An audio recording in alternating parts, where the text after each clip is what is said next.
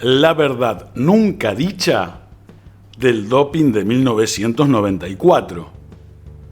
Hola, ¿qué tal amigos de Deportes de Gran Porte? Bienvenidos a un nuevo encuentro.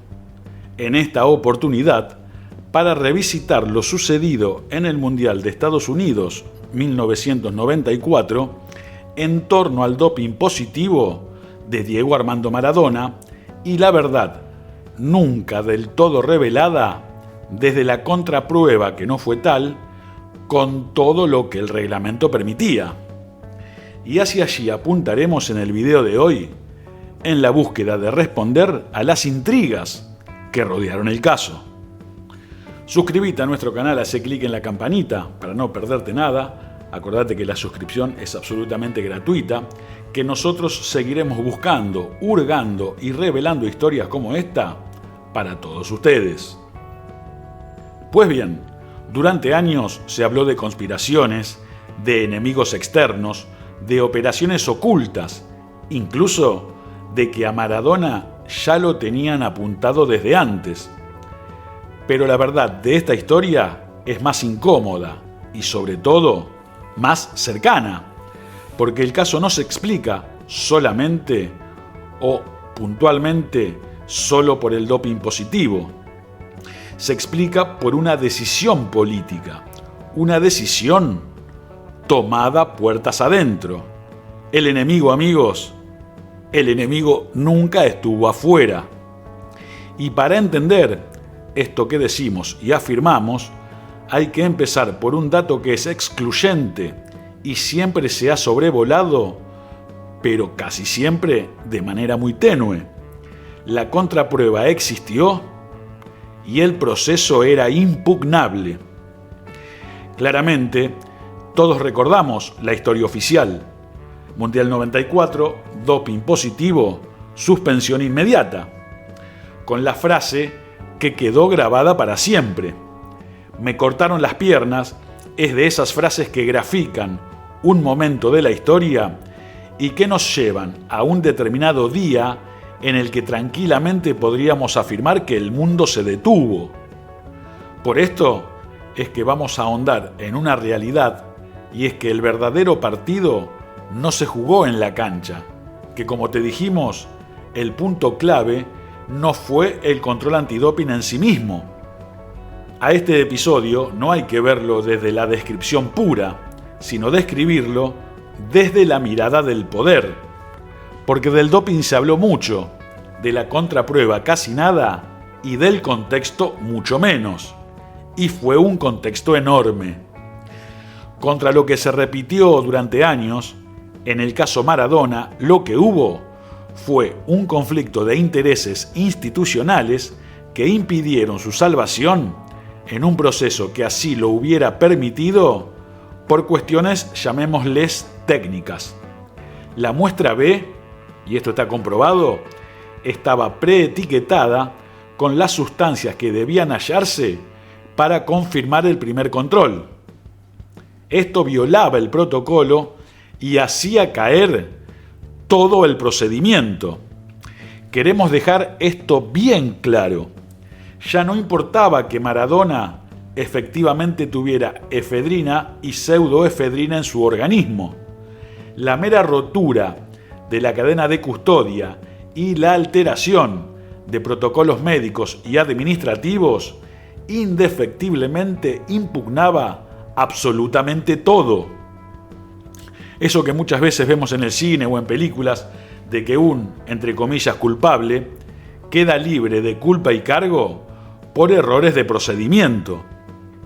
No faltaban ni herramientas ni faltaban argumentos. Solo había que hacer respetar el reglamento. Aunque a las pruebas nos remitimos, esto no fue finalmente lo sucedido. ¿Por qué?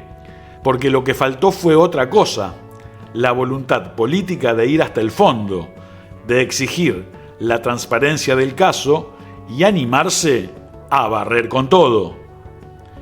Ni siquiera esa cuestión de la presencia de la enfermera, de Sue Ellen Carpenter en el campo de juego, fue apuntar a Diego con el dedo. También se dijo, y se exageró mucho al respecto, de que nunca en la historia una representante del control antidoping ingresó al terreno de juego a buscar un jugador. Precisamente en ese Mundial 94, esto mismo sucedió en otros partidos. Personal de enfermería ingresando a la cancha para escoltar a los sorteados para el control.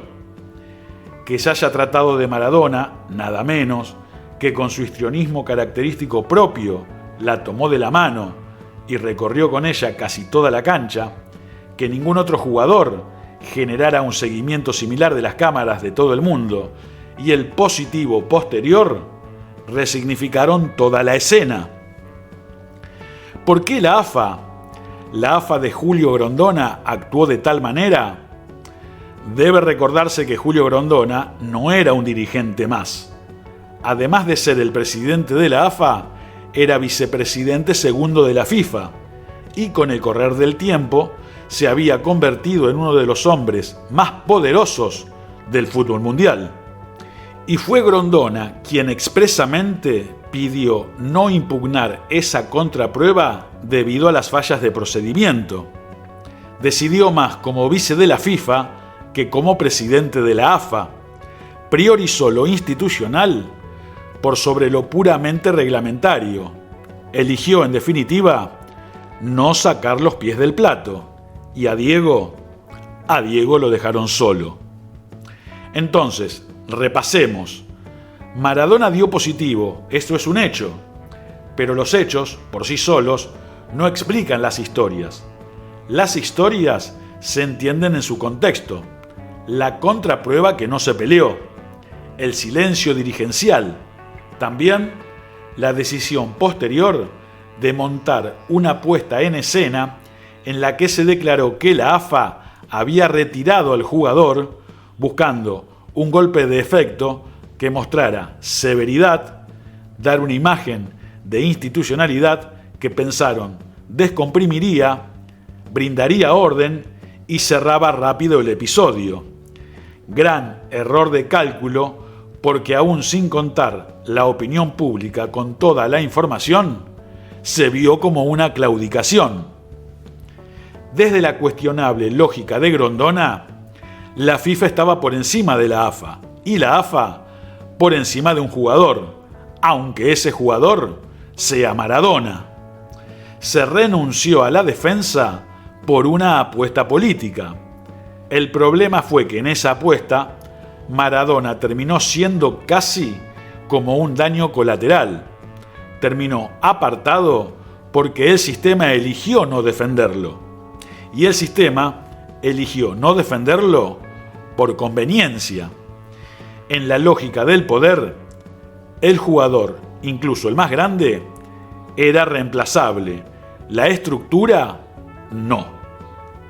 Una especie de conclusión simplificadora, a veces te sacan, como en este caso, porque el partido que se está jugando es otro distinto al que se disputa dentro de la cancha. Lo cierto, amigos, es que no se trató de una conspiración y que la AFA tuvo la posibilidad de impugnar todo lo actuado por las deficiencias en el protocolo de la segunda muestra, de la muestra B. Y clara y efectivamente no se quisieron forzar los bordes reglamentarios para lograr un resultado diferente al que todos recordamos. Más allá que después habría que preguntarse qué hubiera sucedido en el transcurrir del Mundial, sabiendo que la realidad era que Maradona tenía un doping positivo de manera efectiva.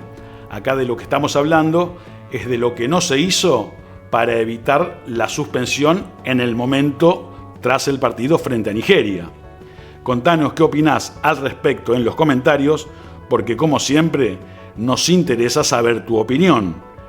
Gracias por estar del otro lado. Esto fue Deportes de Gran Porte.